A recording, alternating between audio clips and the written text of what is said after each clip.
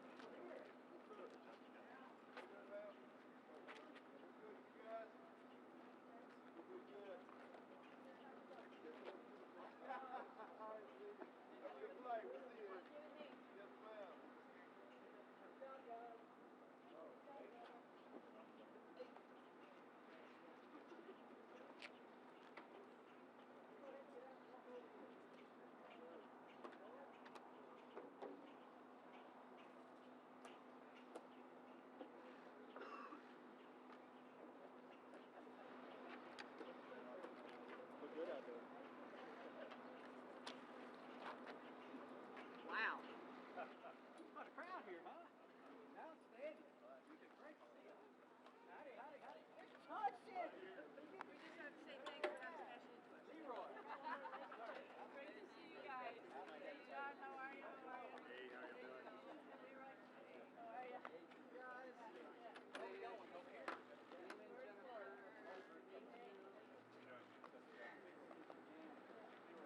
All right. Y'all come over here. Oh, is this where we're going? You're going to go up to the mic over here. Okay. Good to sit. You're in quarantine, right? I'm not. Oh, you're not? But it's good to see you. Yeah. All right. Hi, Sunny. Come through one more time. Right here between. Watch yourself. Coming through. Yeah. Sorry, Al. You're good. Sorry about that. Thank you so much for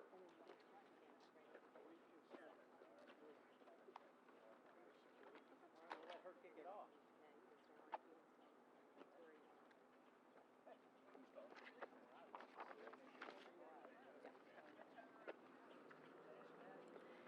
Good afternoon and welcome to NASA's Kennedy Space Center. Just moments ago, we saw NASA's Boeing Crew Flight Test crew Butch, Wilmore, and Suni Williams taxi up in true pilot fashion via T-38. They have now joined us and they will be taking questions from media here shortly.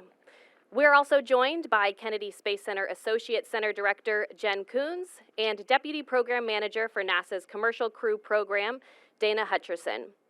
We also want to welcome our Boeing team here today, Vice President of Boeing Exploration Systems, John Shannon, Starliner Deputy Program Manager and Spacecraft Mission Director, Leroy Kane, and Boeing's Astronaut Support, Megan Donaldson.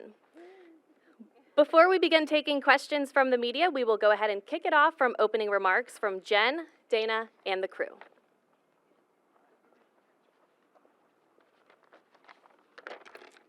Well, good afternoon, and what a beautiful day. Really, it's a beautiful day to welcome these two amazing crew members to the world's premier spaceport. This is the first launch of astronauts for Boeing as part of NASA's Commercial Crew Program, and I know that they are very excited, you can see it in their face, to fly to the International Space Station on this historic mission. Even though we have a robust manifest here at the spaceport, these missions are absolutely never routine for us. The next several days at Kennedy Space Center will be busy time as we prepare for the launch of Boeing's Crew Flight Test. And in addition to the crew's arrival, today our team is assembled for the flight test readiness review ahead of this May 6th launch. I'd like to take a moment to thank everyone who has worked behind the scenes and worked so diligently in the months leading up to this mission. And it's really been more than months. There has been a lot of work, and our teams have worked really hard, hand in hand, and your dedication has not gone unnoticed. Our NASA teams have been working hand in hand with our commercial partner Boeing and the Space Force, and we're looking forward to a successful launch and mission. We're excited to welcome back to the Kennedy Space Center, NASA's Butch Wilmore, who will serve as the mission commander, and NASA's Suni Williams, who will serve as the PLT. You guys might call her a pilot. Butch calls her a PLT, and we are happy to have them both here. Greeting these astronauts on the runway always gets me excited because it means we're in the final days before launch, and that's always a great day for us. Before we hear from the crew, I just wanted to recognize one other person. My counterpart at the Johnson Space Center, Steve Kerner, is also here with us today. And I also want to recognize Dana Hutcherson, who's the Deputy Manager for the Commercial Crew Program, who's going to just say a few words. She's been here since we started this program, and it's an exciting time to certify a new spacecraft to launch humans back to the International Space Station from American soil. Dana.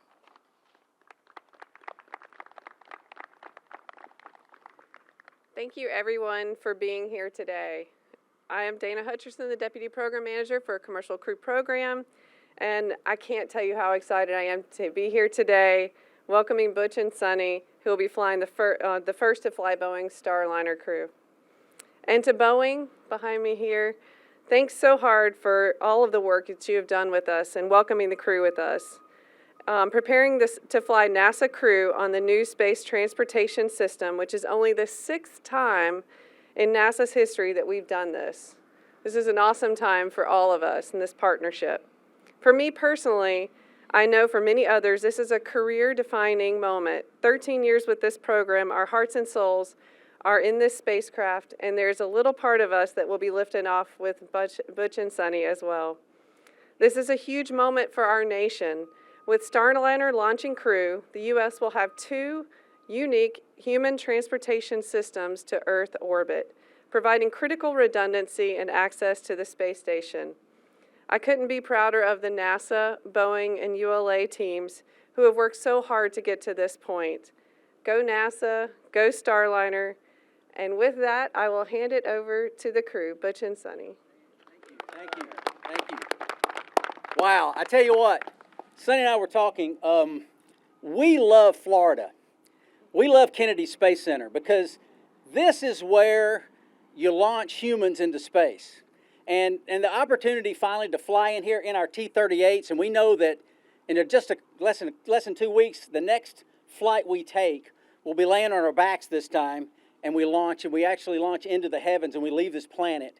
And to do this on the Boeing Starliner spacecraft, and all that the individuals that have put into this for back to the initial inception of the design up to what we'll do in a couple of days, it just makes me want to just mention everybody's name.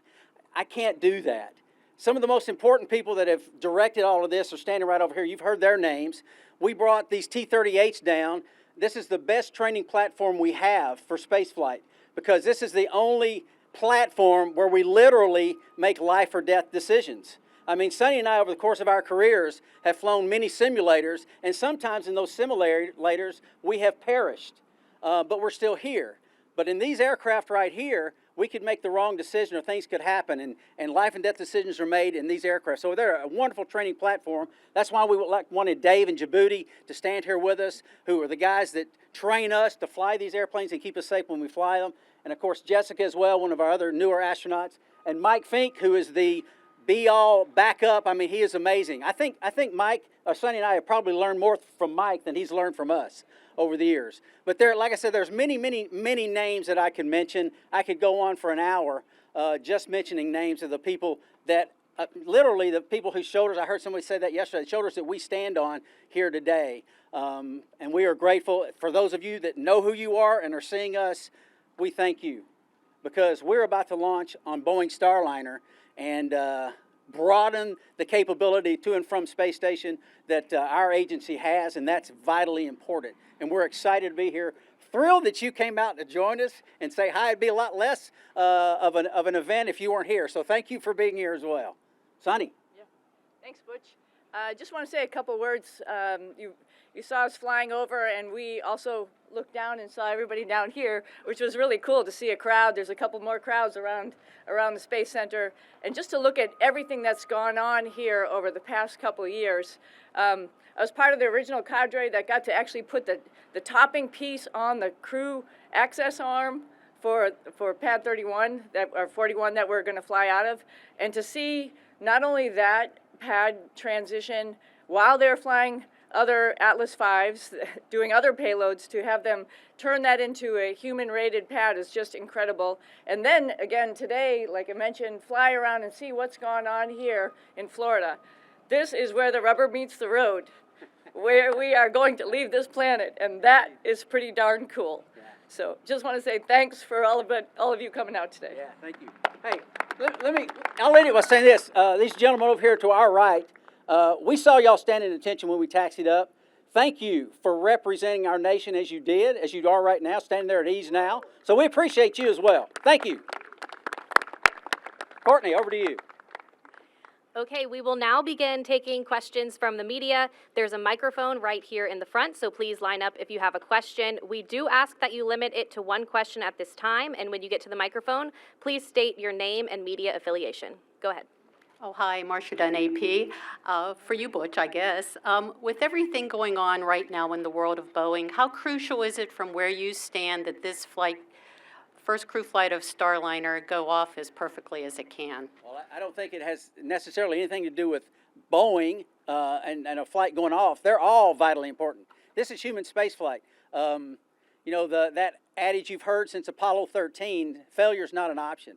And that has nothing specifically to do with Boeing or this program. That's all things that we do in human spaceflight. So this one is no more or less important than anything else we're doing. It just happens to be the most important one we're doing right now.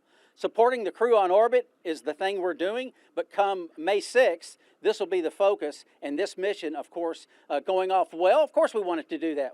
Do we expect it to go perfectly? This is the first human flight of the spacecraft. I'm sure we'll find things out.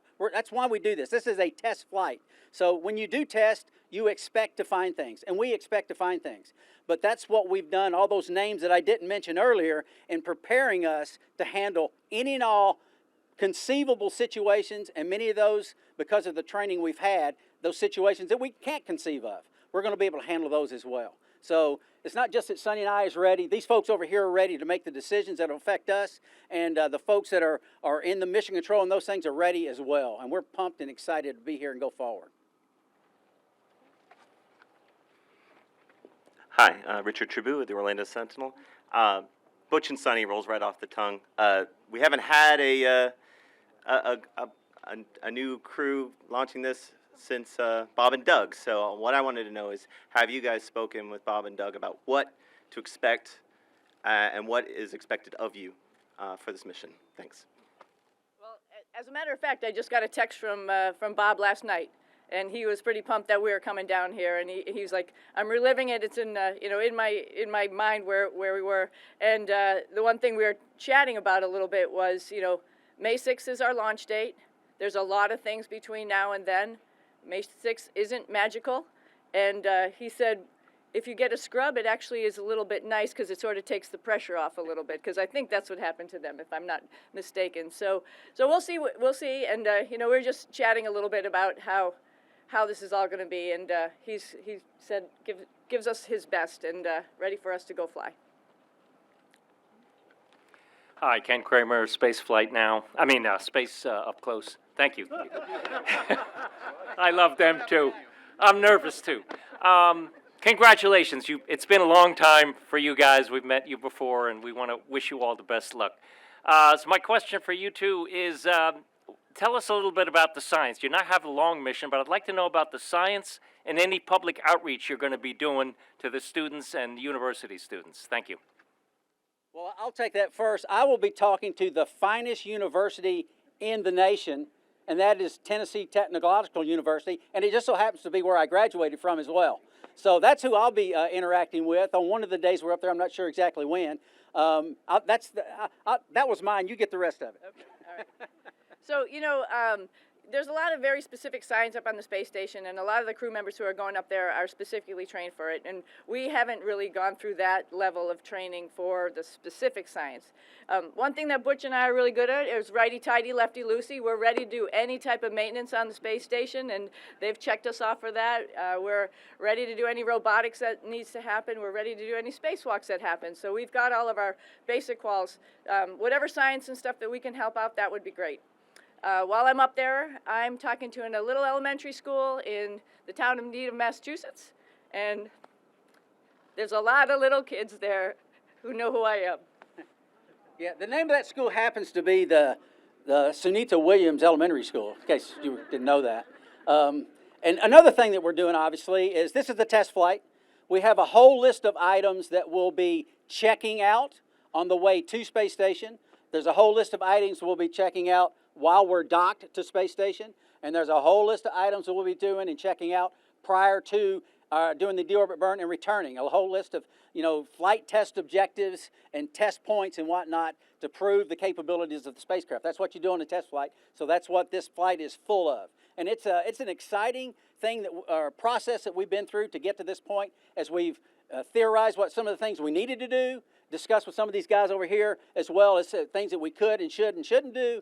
And the list we have is comprehensive, and this spacecraft will be ready to carry individuals to and from Space Station. Not fully, there's some more things we'll need to do on the second and third missions, but this one we're really knocking out a lot of those action items. Thank you. Hi Butch, hi Suni. I'm James, I'm our local reporter at Channel 6. Given how publicized the delays for your mission have been, could you tell our audience more, each of you, why you believe the spacecraft is as safe as possible? Thank you. James, thank you. That's a good question. That's a fair question. Why do we think it's as safe as possible? We wouldn't be standing here if we didn't. They wouldn't be standing here if we didn't. One thing I've heard from these two guys on the right, time and again, we will not fly until we're ready. And that's from the top. These are the top right here, from the top down. They've said that multiple times, and we've had a few delays because we weren't ready. Flying in space is hard. It's really hard. It's something that I think NASA and the team coming together, we make it look easy for the general public in general, because you see the launch go and everything seems to work out well. You might have an anomaly little thing here or there, but it is not easy to do what we do. It is not easy to make sure that the metallurgy in the rocket engines is correct, that all the various bolts and everything are torqued down to the right setting. It's not easy to do all those things. There are literally 1,000 events that are taking place simultaneously as you step up and get prepared to launch and during the launch sequence. And then the spacecraft itself, once we're on orbit, There's so much going on. It is not easy. I think we make it look easy. That's our goal. We want the general public to think it's easy, but it's not. It's way hard. We wouldn't be here if we weren't ready. We are ready. The spacecraft's ready, and the teams are ready. And that's the message that I think you would expect to hear at this point. Else we wouldn't be here. Yeah, I just want to add to that, a kudos to our training team, because our training team is not only our training team, but our developmental team. So all the folks who have been working with us in mission control, as well as, the folks who are setting up the simulators, have been with us in all of the technical debriefs, discussions, as we're getting the spacecraft ready. They're formulating the procedures that we're going to perform based on all of the developmental tests that we've done in the simulators over the last, couple of years. And we had the kitchen sink essentially thrown at us the other day on a SN sim, and we came out fine. So I have all the confidence in, not only our capabilities, the spacecraft capabilities, but also our mission control team, who's ready for the challenge, and they're up for it, and they're getting ready back in Houston. Scott Heidler, West 2 News. This is for both of you, if I could, please. One thing, those of us who have covered the commercial crew program, we've come out and we've heard the astronauts talk about what the previous crew has told them about the Dragon, about the mission, lessons learned, kind of compelling information that helps them on their mission. You don't have that. What does that feel like? And then also, clearly there's camaraderie amongst astronauts. What have some of your maybe friends, colleagues that have flown in Dragon said about comparing possibly Starliner, and what have you said in return? Rosie hasn't told us much. Yeah. Let's see here. Was it James? Is that right? Scott. Scott, I'm sorry. Scott. Same number of letters. That's the way my mind works. I'm sorry. You pose some interesting questions. There is so much with this spacecraft, the capabilities of this spacecraft, that other spacecraft don't have. I'll give you an example. Our final sim was on Monday. And in our final sim, our sim team, they build these scenarios, and they'll fail this and fail that as we go through this process to train us, like I said earlier, for all possible outcomes, right? Anything we can think of. So on our first run in this simulation we're running, we had a problem with the rocket itself, which caused us to abort early. We did not make it to orbit. And in that abort, we have several areas we abort. One of them is near Shannon, Ireland. So we abort to Shannon. And we have a lat long that I punch into this backup control display, which is our fail-safe display. And I punch a lat long in there, and the spacecraft is supposed to fly it there and land pretty much very close to that point, okay? The guidance failed just before we hit the plasma in the atmosphere. And the pointy end is pointing towards the heat. You want the thermal protection end pointing towards the heat. So we're almost 180 degrees out. Well, the only option is to go into manual mode and maneuver to the attitude manually. That manual mode was set up at 1 degree a second. We couldn't get there quick enough.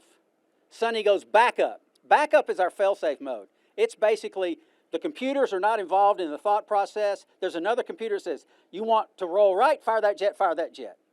Hope this isn't boring for you, but that's the way it works. And so in this backup mode, which is our fail-safe mode, how close do you think we got to that intended point of impact? I mean, we're landing in the water off of Shannon, but we're using this bang-bang filter basically to control the spacecraft. We got the back end pointed into the heat just in time from when the failure came in, and we landed within 200 meters. That's like between here and that building, between the point. There's no other spacecraft in the world that can do that. It can do it automatically, it can do it in manual mode, and on our fail-safe mode, we can still hit the bullseye. There's not another spacecraft that does that on the globe. And that's what this spacecraft does. It's a capability. That's one of many stories I could tell you about this spacecraft that set it apart and make it different. Yeah, this spacecraft is awesome, right? And I worked with our other friends for a little while too, and that spacecraft is also awesome. I think in our office, people know that this one, there's a lot to know, there's a lot to do, there's a lot to be able to learn from the spacecraft. I honestly think it's a great stepping stone as we're getting ready to leave low Earth orbit and go back to the moon. It has a lot of similar things that Orion has. So I think if I was a young astronaut and I was thinking about going to the moon, I think I'd put my hand up and say, I want to fly Starliner.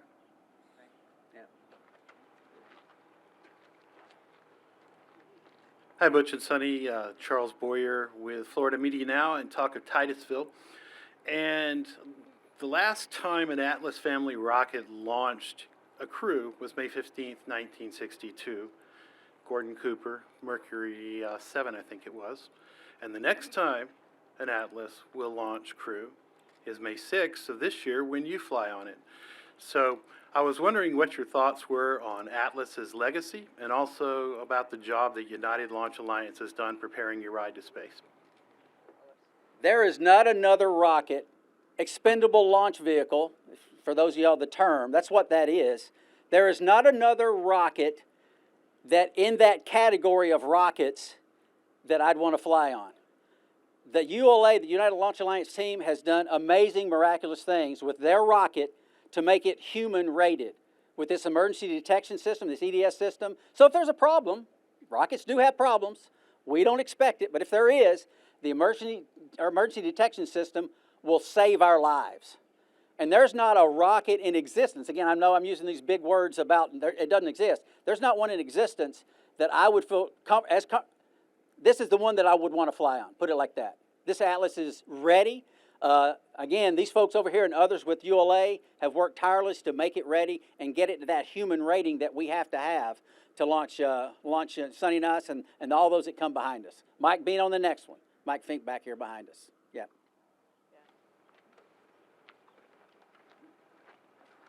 Hi there, Will Robinson Smith with Spaceflight Now. Good to see you both again. You've talked a lot about, what you went through during those final sims before you came here. I wonder, what was it like to leave those final simulations when you knew sort of the end point of the training had come? I know you still have one more crew readiness day, out at the pad at the VIF, but what was it like to sort of leave that environment at Johnson, knowing like that chapter is now closed? Thanks. Yeah, just real quick, I can't tell you. We're going to be the ones, we're the humans getting in the rocket, right? I could not be prouder of our mission control teams. I mean, it is amazing how it gels and works together. We'll talk about crew resource management, CRM, between us and the spacecraft and the ground and all the things that they do. And our flight directors, Mike Lammers, Rick Hempling, Vincent LaCourte, Ed Van Sice, Chloe Bering, and I can keep naming. They've got their teams. You talk about, in basketball, you talk about they're peaking at the right time. Oh my. Our control teams are peaking at the right time. I couldn't be more proud of them. We leave those sims and I'm like, wow, could that have gone better? I don't think it could. I mean, it's been truly, truly amazing. And I'm not just saying this because you're here. I'm being completely honest. It has been a wonder and a privilege to train with these individuals and prepare for this space flight. It's been a privilege. Yeah, we were talking about who those people are, and they really brought over the best from Shuttle, who have trained the newer folks who are our mission operations folks. And for me, it's interesting because we know them all really, really well. I mean, we have side conversations about like, how does this work? How does that work? Why is this doing this? Why is it doing that? Tell me what do you mean by this starred block five pages down into the malfunction? We've had those in-depth conversations. And so for me, whenever I turn one of those pages, one of those display pages, if it's NDS, I'm going to see Claire, for example. If it's ECLIS, I'm going to see Mike Fitzpatrick and Preston Easton. So that's what it's like to me. It's like their faces imprinted on all of those systems, and they're there in the control room, ready to help us out, back us up if we have any problems. And so we're taking them all with us. Greg Pallone with Spectrum News 13. Welcome back to the Space Coast, everybody. Kind of a homecoming for you, Sunny. Florida Tech grad. Do you have a message for the Florida Tech family? Well, they're in the center of it. Florida Tech is right here, right down the street, Melbourne.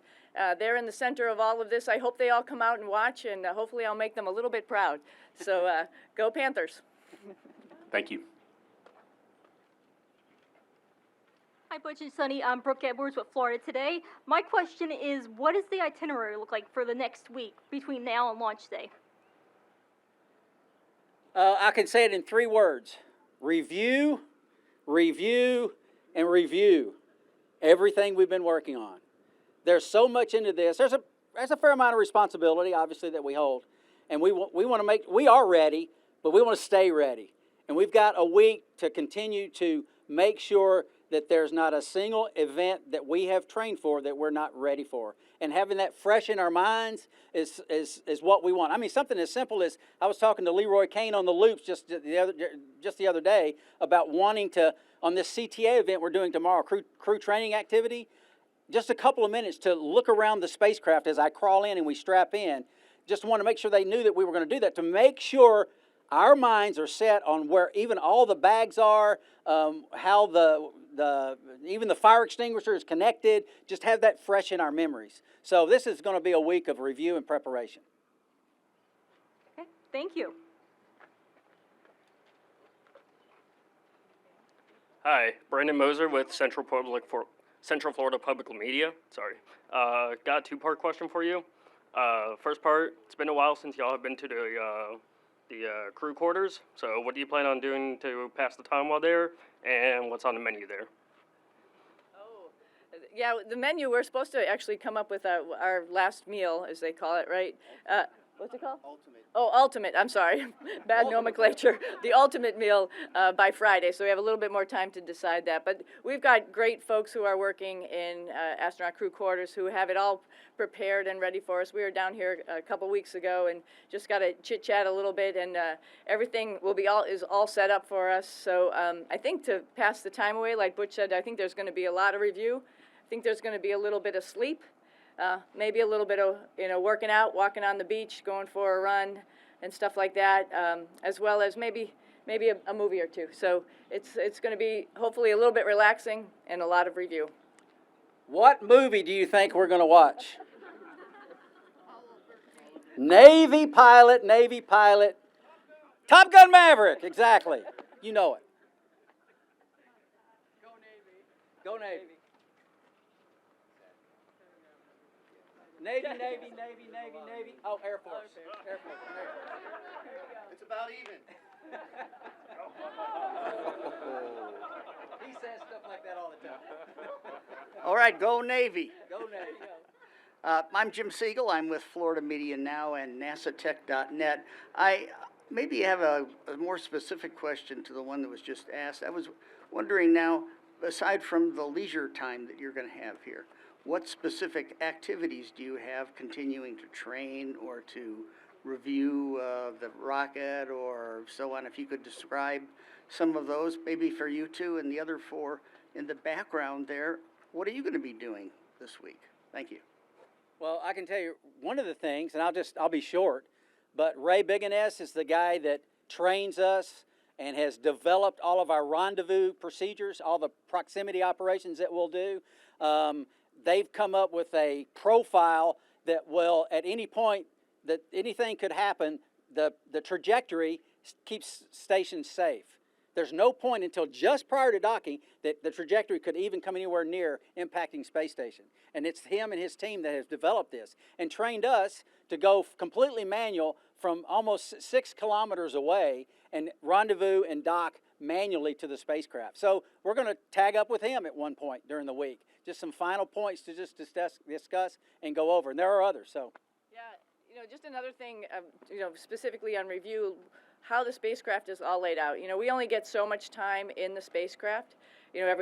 As we come here, obviously we live in Texas, and then we come out here and we get a chance to go in it. Sometimes it has some of the stuff packed in it, sometimes it doesn't, depending on what operations they're doing in the factory. So now it's all packed, right? And so we'll be able to see that tomorrow, but there's only going to be a small amount of time for that.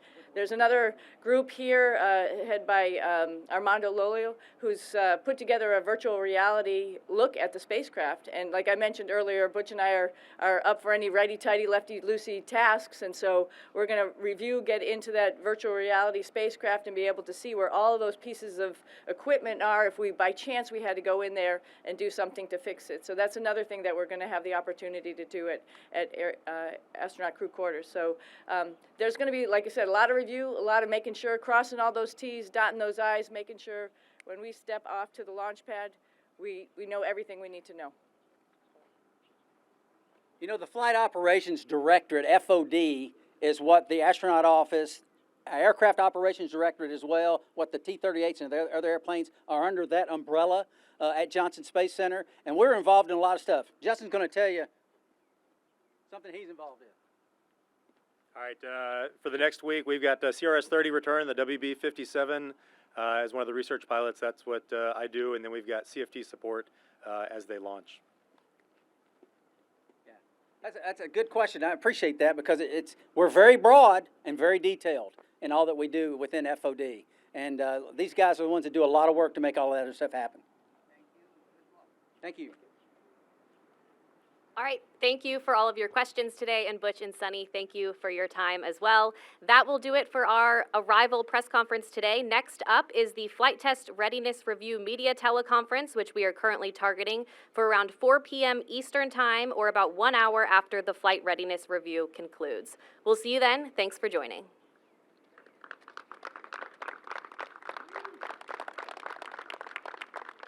Thank you again for being here.